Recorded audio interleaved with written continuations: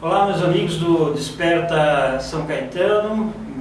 Mais uma vez nós estamos aqui dentro da nossa ideia de levar até vocês informações sobre os candidatos daqui de São Caetano do Sul. O que nós pretendemos com isso é incentivar o debate, a troca de ideias e fazer com que vocês conheçam os nossos candidatos aqui da cidade, aqueles que têm base eleitoral na cidade. E como não podia deixar de ser, nós estamos aqui com o Horácio Neto, né, Horácio? Horácio, que começou na vida política em 1976. Horácio, 38 anos, Horácio? 38 anos de militância. Que coisa! Uma militância boa aqui no ABC, aqui em São Caetano. Impressionante. A Kelly que está do lado aí da máquina, ela, sem querer revelar a idade dela, ela falou que quando você começou, ela tinha... Um ano. Um ano. Acabou de Ô, Horácio. Eu comecei com 19 anos. 19 anos. E a gente, naquela época, né, tinha uma efervescência política, a participação da juventude, era a época da ditadura, né? Então tudo isso contribuiu, né, para a nossa formação e para nosso aperfeiçoamento, né, nosso conhecimento. Nós temos olhado para o ABC, olhado para São Caetano, né, desde aquela época e mantido aí uma militância, né, Ativa. Eu não sou um político no sentido tradicional, né, do termo, sou um militante político, né, que participo junto com os movimentos sociais e também participo da política. Né? Então, sobre isso aí eu queria te fazer a nossa primeira pergunta. Fala um pouquinho a respeito da sua vida ao longo desses 38 anos, assim, sinteticamente. O que é que você faz, já que você se considera um militante político? Sim. E não um político profissional? Isso. Conta para nós, então, para o jovem que está nos vendo aqui pela primeira vez, como é que é a tua vida? Assim? Como é que foi esses 38 anos de vida política? Olha, Valmir, eu vim do interior, eu vim de uma cidade de São Paulo, Junqueirópolis, né, para estudar em São Paulo e fui para Santo André inicialmente, né? Aí fiz um cursinho preparatório, passei na faculdade, fui estudar na USP, né? E lá na universidade, né, fui fazer geologia. Geologia. E isso era aí aquele período, né, do regime militar e os estudantes se levantaram contra os militares. E eu participei dessas mobilizações. Logo em sequência, eu vim dar aula para supletivo e para metalúrgicos, né? Aula de trigonometria aqui no ABC, né? E em São Caetano passei a dar aula para os metalúrgicos e comecei a tomar contato com a realidade aqui de São Caetano. Então primeiro morei em Santo André, depois morei em São Caetano e um pequeno período no Butantã, né? E em contato com a realidade do ABC, eu participei do movimento das grandes greves que ocorreram naquele período, eu participei do movimento contra a caristia, né? E logo em sequência da fundação do PT. Né? Nós criamos o PT aqui em São Caetano, ajudamos a organizar o PT no ABC, né? E criamos aí um vínculo muito grande com o município, né?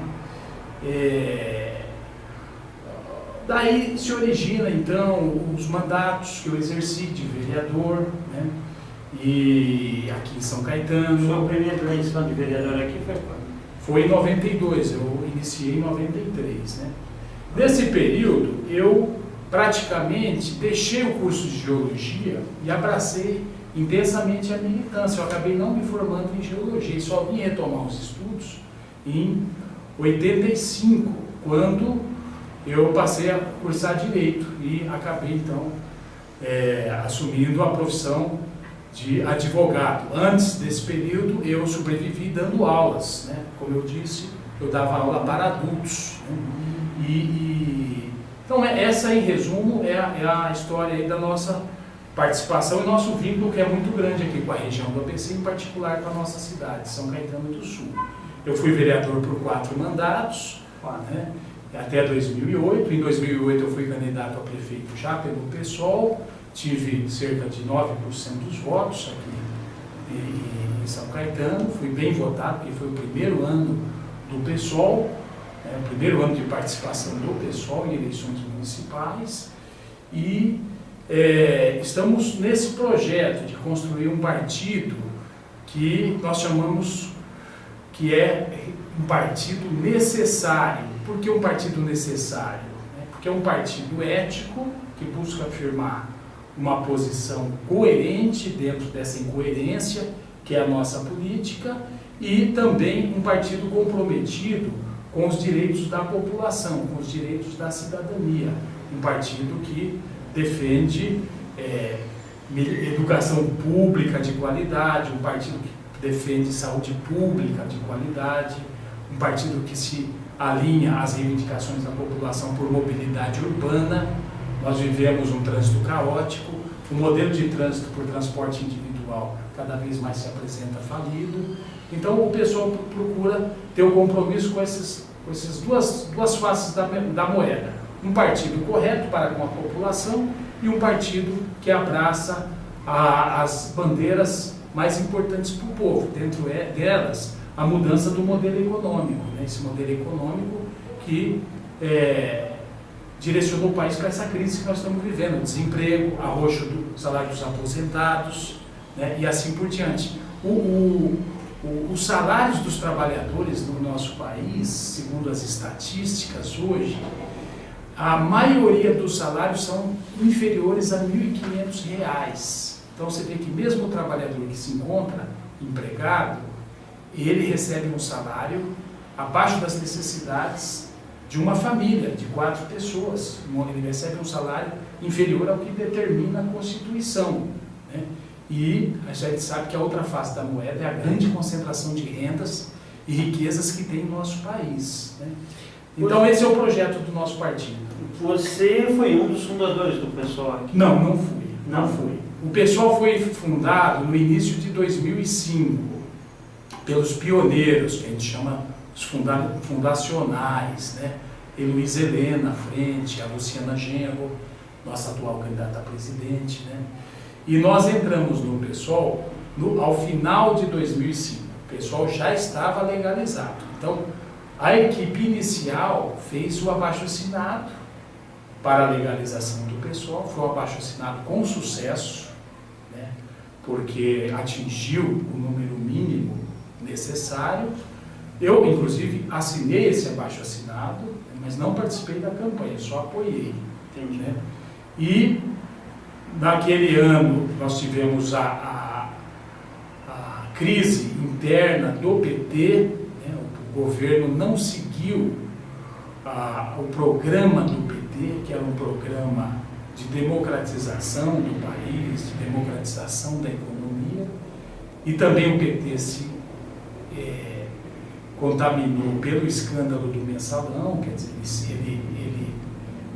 a sua direção praticou atos de corrupção. Então, naquele momento, né, nós saímos do PT, no final de 2005. Eu quero deixar claro aqui o seguinte, além desses fatos, a questão central da nossa saída do PT foi chegar a uma triste conclusão de que o PT não tinha mais canais democráticos internos. Porque se o PT tivesse canais democráticos internos, nós ficaríamos dentro do PT lutando para mudar a direção do PT. Mas naquela altura, o PT já promovia os chamados PEDs, onde o dinheiro falava mais alto, e não as propostas. Então nós vimos que estavam obstruídos os canais de mudança do partido por dentro. E aí eu já engato aqui, você já deu um panorama, mas como é que você se define em termos ideológicos? Olha, eu sou favorável ao socialismo, né? Eu entendo que o ser humano, a humanidade, ela está passando por um período em que nós temos que cada vez mais pensar numa forma de sociedade que seja superior. Então, o porquê isso aí? Porque nós vivemos numa sociedade que é chamada sociedade capitalista. E o capitalismo, ele tem como valor maior que organiza a sociedade o lucro. Né? A questão central do capitalismo é o lucro, é a acumulação de riquezas. E, de outro lado, a desigualdade que isso produz. Né?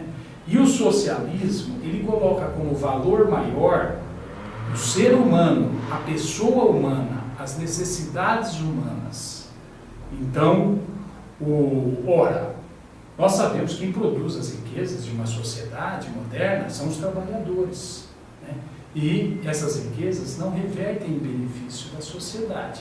No socialismo, ao colocar a vida como valor maior, ao colocar o ser humano como valor maior, o socialismo, ele permite que o ser humano consiga realizar suas potencialidades e realizar o ideal de justiça social. Só para dar um outro exemplo, né? No socialismo, a sociedade não se organiza de acordo com as regras de mercado, como é no capitalismo. O capitalista, ele produz o que vai dar mais lucro para ele, dentro das regras de mercado. O socialismo, ele produz segundo as necessidades do ser humano. Então, ele faz uma produção planejada. Então, ele é mais racional nesse sentido. É uma utopia? Alguns dizem que é uma utopia, mas nós achamos que a próprio desenrolar da evolução das sociedades indica cada vez mais a necessidade de ter um modelo que seja mais justo do que o modelo que nós vivemos. Horácio, nos seus anos, enquanto você foi vereador aqui na nossa cidade, você poderia relembrar aqui para o pessoal que está dizendo aqui alguns dos seus projetos, assim, que você tem assim uma lembrança boa dele? Eu sei que deve ter sido muitos, mas conte para nós aqui alguns dos seus projetos. Olha, nós fizemos mandato de vereador que tinha 2 pontos básicos. Um é o esmero na atuação dentro da Câmara Municipal, ou seja, ser um bom parlamentar na Câmara, ser um parlamentar produtivo, né? E o outro é atuar fora da Câmara, atuar na sociedade, atuar no apoio às demandas da comunidade, né? Então, por quê? Porque o que a lei orgânica de São Caetano define é só a parte interna da Câmara. Mas nós achamos que um parlamentar moderno, ele tem que também atuar fora da Câmara. Ele tem que se fazer presente onde ele for chamado. Então, às vezes, uma comunidade precisa resolver um problema num bairro, né? Seja ligado à saúde, seja ligado ao esporte, ao lazer, né? E um vereador, ele pode auxiliar nessa solução, ele pode ajudar a marcar uma audiência, ele pode ajudar a redigir um abaixo-assinado, né? E mais do que isso, ele pode fazer o povo acreditar mais na sua própria capacidade de mobilização, porque muitas vezes a população começa uma reivindicação, né, mas se sente um pouco sozinha. E se tem um vereador dando força, né, às vezes o vereador não vai fazer um efeito tão grande, mas só o aspecto psicológico já ajuda naquela mobilização, né? Agora, dentro da Câmara, nós dividimos a atuação entre propor e votar leis, né, e fazer a fiscalização. O meu mandato sempre foi muito forte na esfera da fiscalização, né? fiscalizar para ver se as verbas públicas estavam sendo canalizadas para as destinações previstas para beneficiar o povo, né? E aí tem um caso que eu queria que você contasse, que a gente conhece, sabe que você teve uma atuação forte de fiscalização de um contrato com a ATB Transbraçal. Isso. Conta para nós aqui, acho que algumas das pessoas não se lembram dessa sua luta, batalha em torno dessa empresa chamada ATB Transbraçal. Exato. Nós fizemos uma representação no Ministério Público para que investigasse diversas irregularidades na ATB, na Transbraçal, né? E essa denúncia, ela teve grande repercussão na cidade em função da gravidade do ocorrido, né?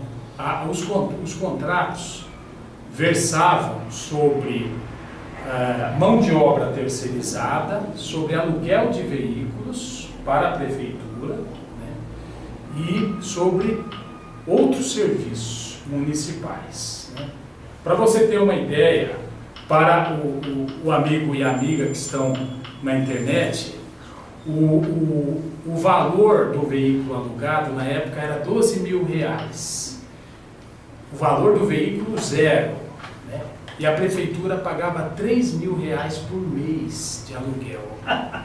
Então, em 4 meses, a prefeitura poderia comprar um veículo novo, né?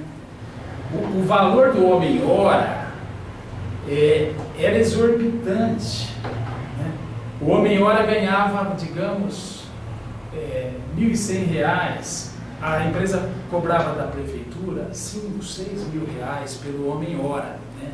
E o mais grave, né? Nós tínhamos um lançamento nas faturas de serviços não prestados e de veículos não alugados. Nós comprovamos cerca de uns 80 veículos com a placa na nota fiscal. Nós fomos no Detran tirar a certidão da placa e ali estava prevendo o aluguel de um veículo Gol, e na verdade era um Uno usado a placa, né? E um desses veículos fantasmas que não eram alugados, né? Ele era da mãe de um promotor do GAECO em São Paulo. A velhinha usava um veículo que constava como sendo alugado pela prefeitura, né? Não preciso dizer que eu fui até ameaçado de morte nesse episódio, né? Fui bastante pressionado, sofri expedientes. Foi instalada uma CPI por pressão da opinião pública, né? Porque os vereadores não queriam instalar a CPI, mas eu fui barrado de fazer parte da CPI.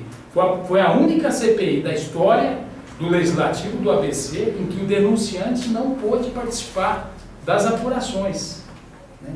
E eu fui interrogado na CPI porque a intenção deles era caçar o meu mandato, né? A denúncia virar contra a pessoa que tinha denunciado. Mas como tinha um apoio grande da população, eles não chegaram a essa medida, né? E nosso mandato se manteve, né? Então, eu acho que é importante, na questão da luta contra a corrupção, 2 aspectos, né?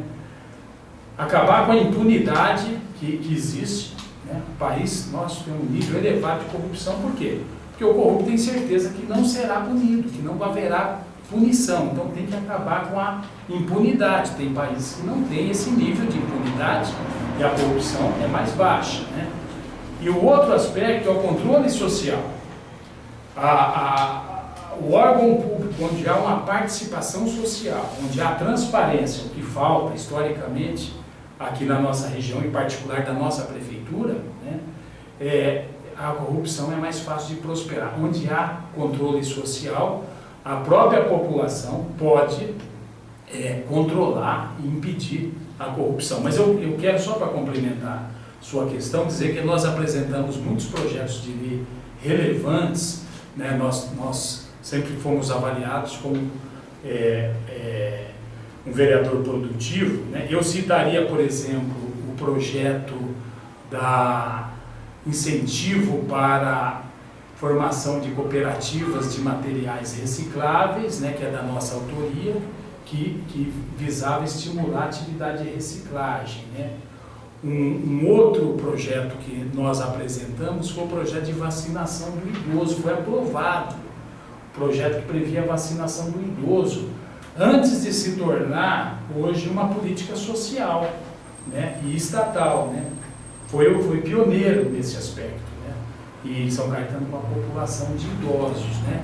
E também nós fizemos uma discussão muito importante sobre segurança, enquanto vereador, né? Nós propusemos que a Guarda Municipal tivesse um papel mais efetivo na segurança e que ela, enquanto guarda, não fosse só um instrumento de marketing, porque muitas vezes a guarda é usada como marketing da segurança. A viatura nova, aqui em São Caetano, né, expõe a viatura como uma propaganda governamental. Nós propusemos uma utilização racional da guarda através da sua integração com a Polícia Civil e Militar, que são as que têm a competência constitucional pela segurança. Mas a nossa concepção é que a guarda, por ter um efetivo grande, maior do que a PM, ela tendo uma presença nas ruas, no entorno dos próprios públicos, onde inclusive é sua destinação pela lei orgânica, ela consegue fazer uma segurança preventiva, o que não ocorre em nossa cidade.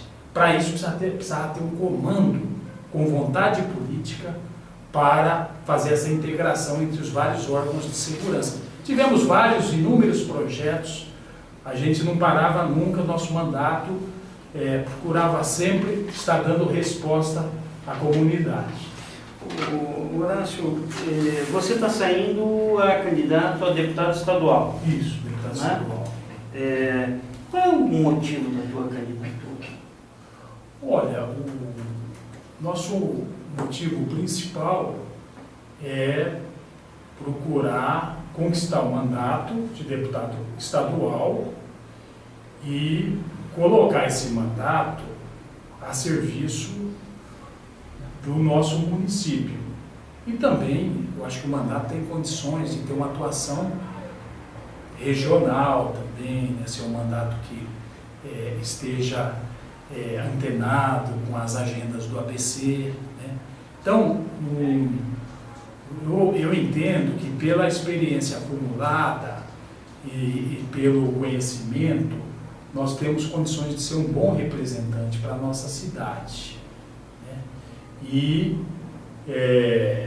um outro objetivo também é que o PSOL, que é o nosso partido, é um partido em construção.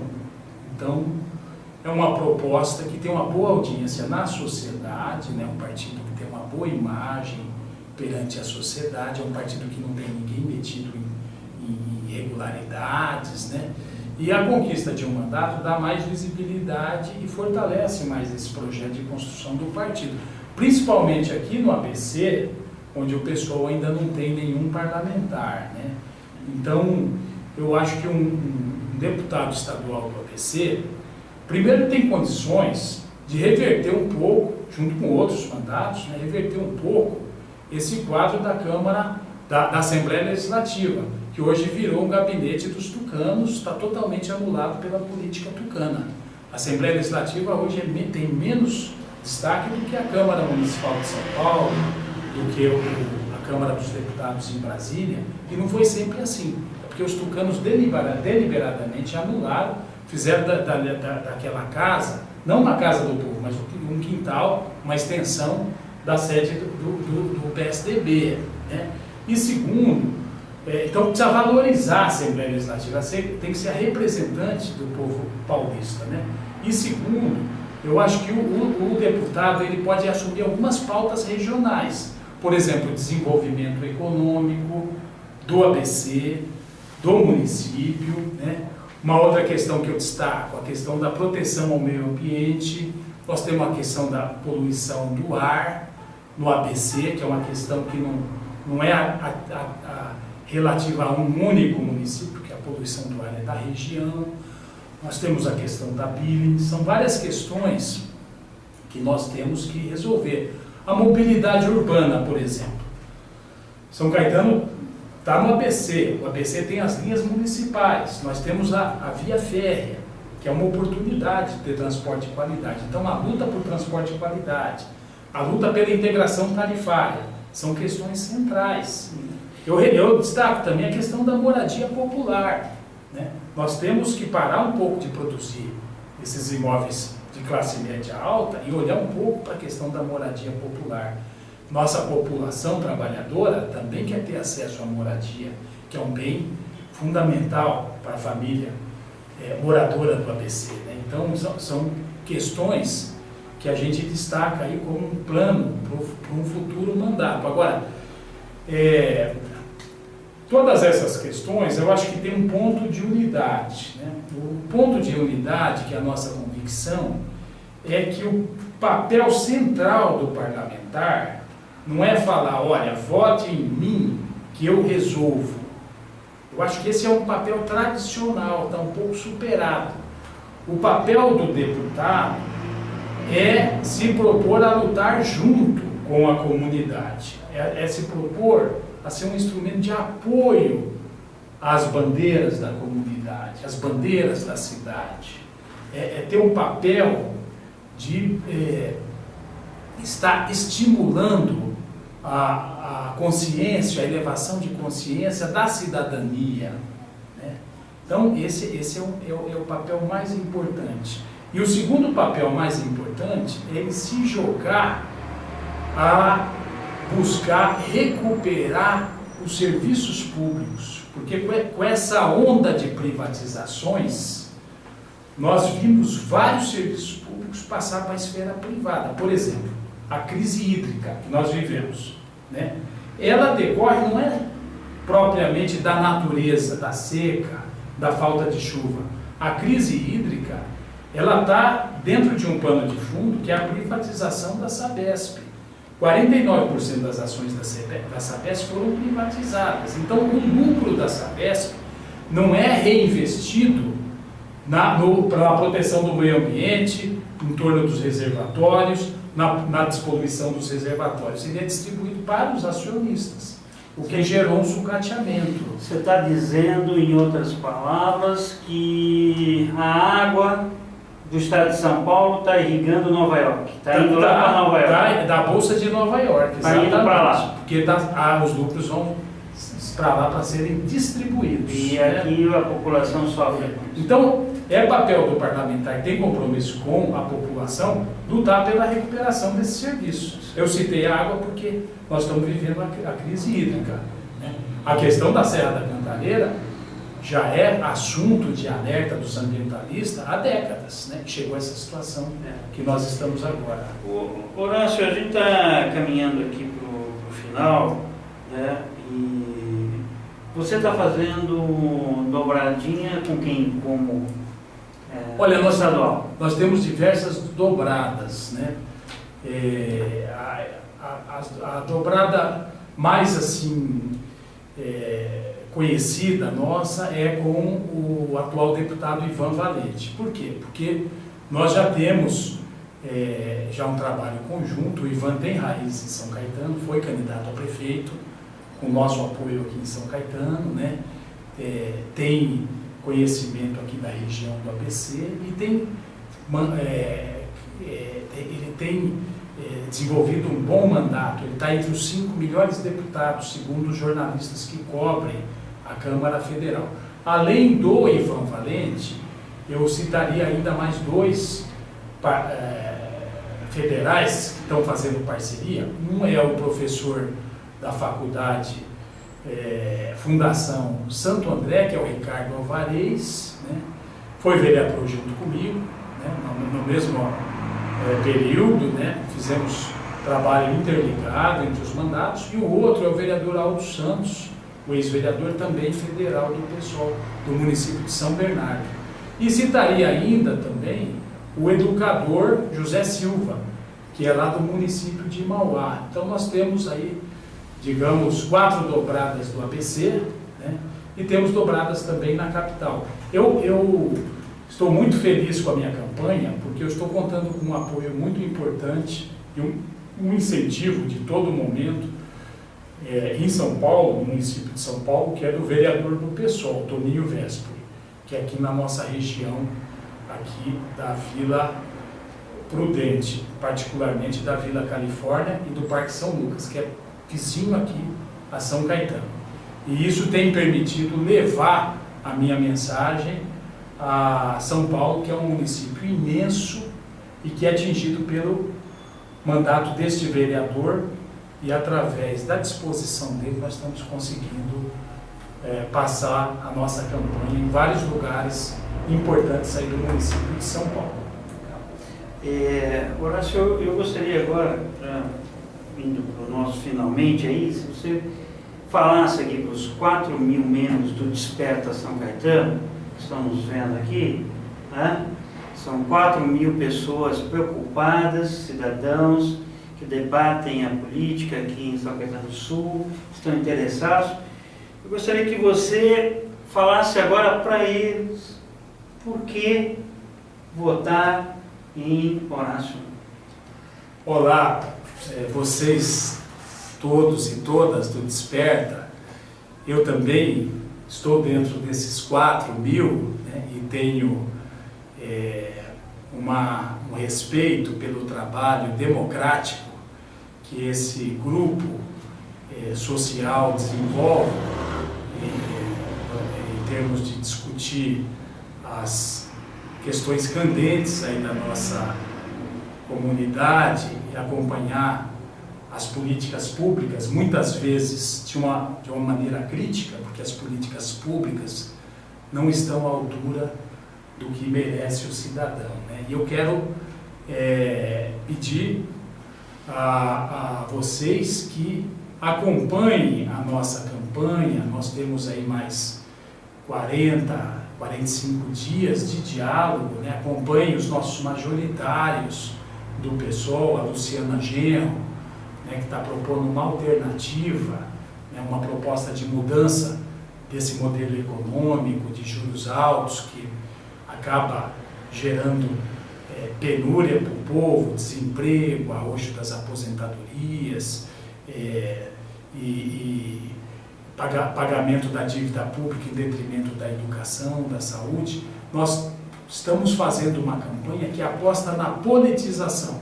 Nós não concordamos com a política movida pelo poder econômico, que está empastelando a cidade e a região com cartazes, que está ostentando campanhas riquíssimas, que estão sendo financiados por empreiteiras e que depois vão cobrar o preço desse apoio, né, de um futuro representante. Então nós entendemos que a boa representação se faz com propostas e não com um marketing turbinado com políticas financiadas por pessoas que estão ocultas e, portanto, por esquemas que não são transparentes. E o nosso propósito é de fazer um mandato que esteja comprometido com o princípio de prestação de contas permanente da nossa atuação, mandato que esteja permeável a sugestões que cheguem de todas as partes, né, com problemas para que o deputado se ocupe, né, e um mandato que seja atuante, que procure se desdobrar para defender os interesses da população e as políticas que interessam à população. Nossa proposta não é uma proposta apenas para as eleições. Nossa proposta é uma proposta de uma atuação que revertem saldos concretos de melhorias na qualidade de vida e que também revertem em saldos concretos para que a população se sinta mais participante da vida pública do país. As manifestações de junho, elas mostraram um esgotamento dessas formas de manifestação, de representação política. A população não aceita mais essa democracia formal. A população, ela deseja uma democracia autêntica, onde ela participe, onde não seja só o seu representante que se expresse. A população quer uma democracia direta, ela própria participando. E nós temos diálogo com essa concepção de democracia. E uma última colocação é que o seu apoio à minha candidatura e às candidaturas dos nossos candidatos majoritários, dos nossos federais, será um apoio fundamental para levar aos órgãos de representação mandatos que tenham conteúdo e, mais do que isso, eu acho que é importante que o eleitor, a eleitora, não se esqueça em quem votou, que acompanhe e cobre, porque as estatísticas mostram que a maioria dos eleitores não recordam qual foi o candidato no qual ele votou. E com isso, o que acontece? Nós vemos esse triste espetáculo da política em que o representante, o deputado, ele se volta de costa para o povo e vai fazer políticas contra o povo. Nós queremos uma representação com políticas a favor do povo. O pessoal está fazendo uma campanha pela base, que não tem a visibilidade dos meios de comunicação, porque a TV Globo não tem interesse em mostrar a Luciana Genro, ela mostra só os 3 maiores, né? Mas nós estamos tendo uma ótima receptividade em nossa campanha e vamos surpreender. E contamos com o seu apoio. Muito obrigado. Legal. Beleza.